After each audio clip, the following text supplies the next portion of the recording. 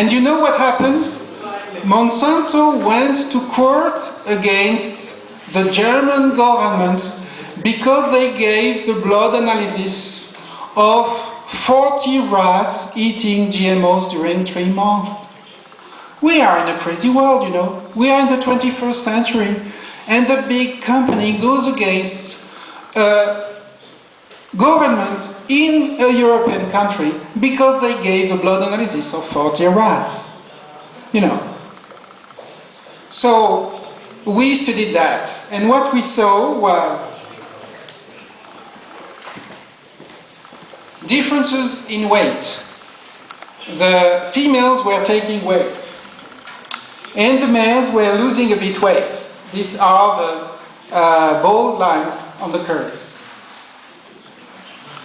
And then we saw that there was 20 to 30% increase in triglycerides here, 20 to 40% increase in triglycerides in females, 10% increase here in blood sugar.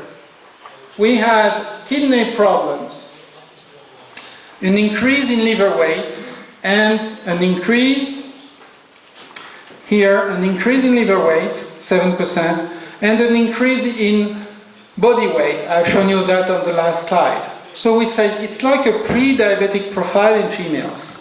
Why didn't you take that into account? And males were losing weight at the level of their kidneys. Here. Males were losing weight here. So we said 7% is quite big in 3 months. 7% weight loss. So please, what happens, and why didn't you take that into account? These were secret data in order to commercialize transgenic maize, which is on the market today and which is called MOR 863. And they say, well, they even put my name on the title, you know. That never happens in a scientific paper, to put the name of a scientist in the title. Maybe if he died several years ago, 15 years ago, you know. I hope that it's not what they want for me. But they say, we have seen statistical findings. Oh, I say, fine. With my group and pre-gen, you have seen the statistical findings. Why did you say it was not important? And then they say, well, because in order to find that important, we need a similarity between both sexes. You don't know that breast cancer is not similar between sexes? You don't know that? You don't know that a lot of chronic diseases are different between sexes? And they said, we need a proportional effect for the 2 doses we have chosen, otherwise we don't look at that. And other stupid reasons, like it should be outside an historical norm that they don't define, like you need the rat exploding if you need an explosion, I mean, to be outside of historical norm. I don't know what is historical norm. And then they say, but we do that for chemicals and pesticides and drugs since 50 years, you know. So we understood that's why there are so many chronic diseases. How the things have been assessed really. And they continue to do that for GMOs within 3 months. So they take care about the short-term effects, but they don't take care about the chronic effects to make more benefits in a more rapid way. So then we saw that these people in the paper gradually acknowledged the financial and technical support of Monsanto. So we said, we understand now. Next slide. So we published with several scientists all over the world, from the States, from Australia, New Zealand, from Italy, from different places of Europe, Great Britain, etc. We published how it was ridiculous to consider these criteria in order to put things on the market and that the side effects will be neglected. And then we said, and the Norwegian, Swedish government and German government gave us other blood analysis for other GMOs, and we compared 3 GMOs in order to see if there were these kind of side effects in different GMOs. And what we saw is that was published in peer-reviewed international journals. Her problems in the maize tolerant to Roundup, and that all the parameters were sexually differentiated at the beginning in the rats. So you cannot wait for similar effect in both sexes because all the parameters are already at the beginning sexually differentiated. So you start from different points for liver and kidney parameters, so you cannot reach the same point. So that's why there are sex differential effects. And we all know that on a chronic way. Of course, you give a poison or you give a knife hurt. That gives the same thing in males and females. But you give an hormone, you give an hormone, you give a chronic chemical chronically, that gives different effects in different sexes. So we saw also in another GMO effects in the spleen, 18%, and effects in the liver and in the kidney. And EFSA is a European authority that is the last one today. And EFSA recognized the Monsanto reasoning. They said Monsanto is right. Before all this story. So when we published that, they were in disagreement with us. And they said, no, your statistics are not good. But we said, but our statistics are almost 80% the same as Monsanto. So Monsanto recognizes the effects. So you have seen their paper. So these effects are real, but you misinterpreted that. And they say they interpreted that correctly. This was not a problem. But their problem is that they refuse to continue the test. Why? Because they say, for ethical reasons, we don't want to sacrifice the rats. So we say, you prefer to sacrifice the babies? Or what? And no, the problem is not solved. You know what was the solution? There are 3 people from EFSA that were linked to companies. This was demonstrated recently. The president of the administrative council, the secretary of the GMO committee, and the head of the GMO committee. And they were big political affairs because they were linked to industry.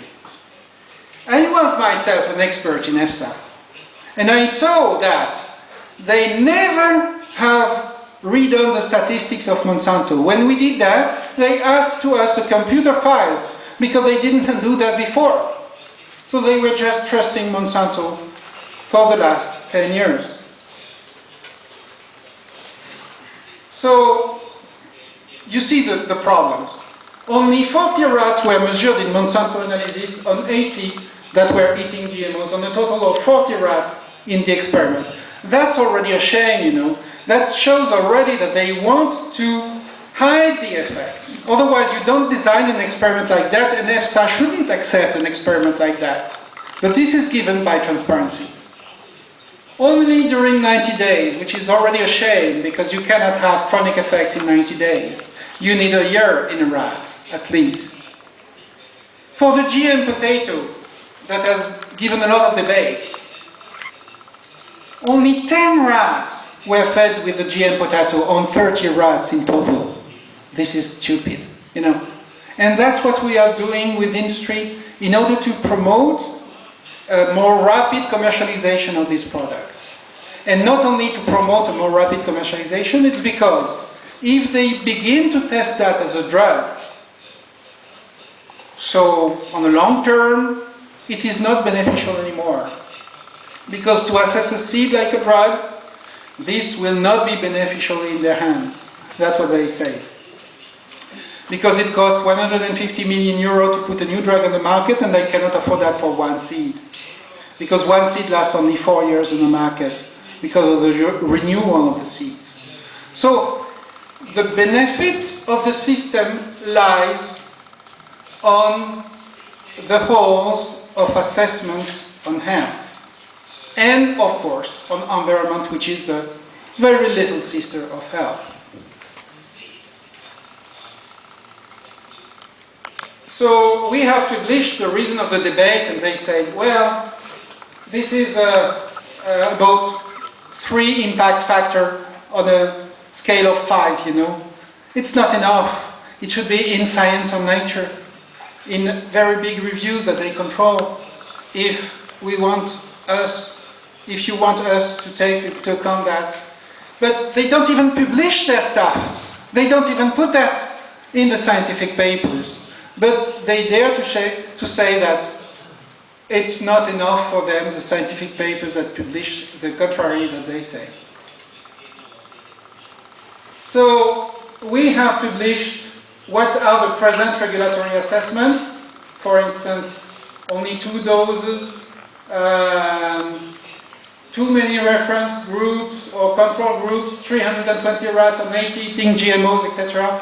We have published the improvements proposed, and we have published the main consequences if the improvements are not applied, that is, long-term chronic effects like the disease for which you have all put the hand up. So our hypothesis today is that the combined effects of pesticides and GMOs give long-term cumulative exposure and, during sensitive periods of life, chronic effects. And this will not be seen with the present assessment of GMOs, which are designed to contain toxic products like pesticides, and that can even have, by the genetic modification, side effects. It is not serious in the 21st century to say to people that it is good and not being able to give that more than 3 months to rats. I mean, it will be a scientific shame for centuries.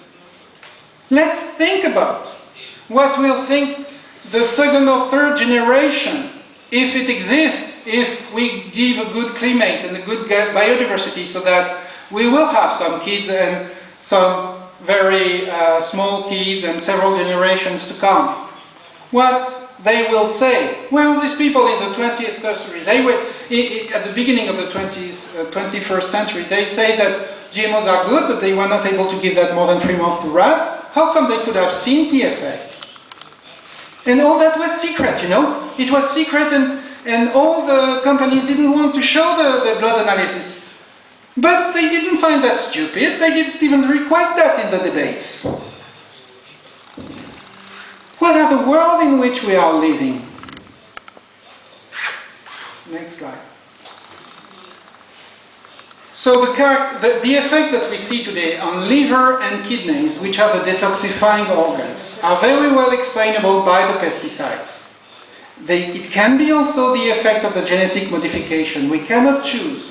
But the pesticide can already explain the effect, which are inside the GMOs. I will very rapidly show you that the Roundup creates the effects on embryonic cells. And we have published that. And that will be available for you in the slides and in the papers that I've given to Friends of the Earth. For instance, the Roundup kills the embryonic cells at very low levels, where you find that in GMOs. Here, but the thing that was tested by the company, the glyphosate, doesn't kill, because the Roundup is a mixture of complex compounds. They overlooked that. See the embryonic human normal cells, and they are desiccated at levels where it's not even herbicide.